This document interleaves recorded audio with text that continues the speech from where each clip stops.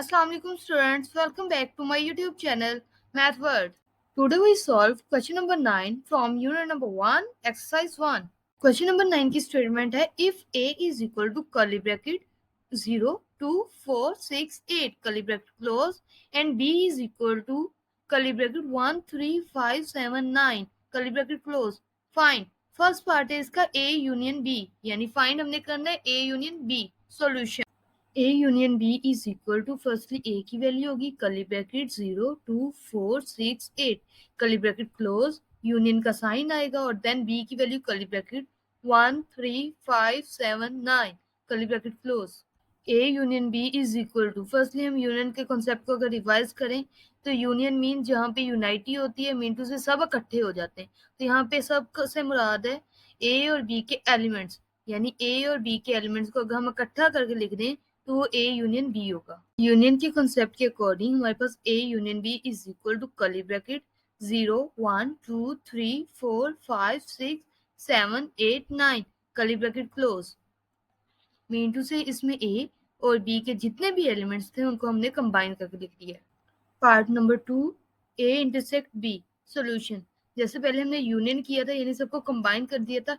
Intersect है कि जिसमें सिर्फ सेम एलिमेंट ही एक सेट में आएंगे तो वही हमारा A इंटरसेक्ट B काउंट होगा. सॉल्यूशन में सबसे पहले हम राइट करेंगे A इंटरसेक्ट B यानी A और B का इंटरसेक्ट. तो इसके लिए सबसे पहले हम A की वैल्यूज को राइट करेंगे और देन B की वैल्यू को.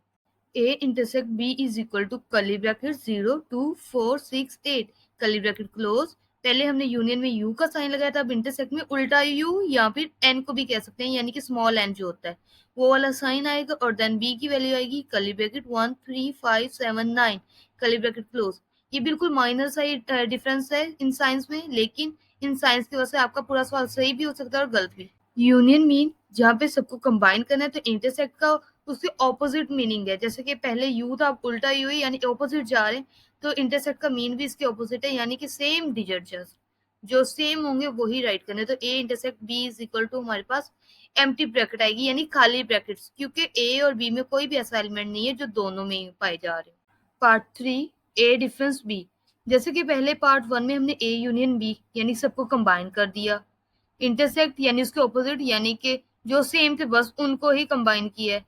लेकिन डिफरेंस है इसका मतलब है कि जो एलिमेंट A में हो और B में वो एलिमेंट ना हो तो वो होते हैं हमारे A difference B. Solution A difference B is equal to firstly A की वैल्यू आएगी curly bracket 0 2 4 6 8 curly bracket close. Difference का साइन आएगा स्लैश और देन B की वैल्यू आएगी curly bracket 1 3 5 7 9 curly bracket close. जैसे कि हम पार्ट 3 के स्टार्ट में ही बात कर चुके हैं कि A डिफरेंस B का मतलब है कि जो एलिमेंट्स सेट A के तो मेंबर्स हों लेकिन सेट B के वो मेंबर्स ना हो. तो हमें नजर आ रहा है कि सेट A में सारे इवन्स नंबर हैं और सेट B में ओड नंबर्स हैं. तो क्लियरली हमारा A difference B is equal to हो जाएगा ऑल इवन नंबर यानी कि curly bracket 0 2 4 6 8 curly bracket close. और यही हमारा A डिफरेंस B का आंसर.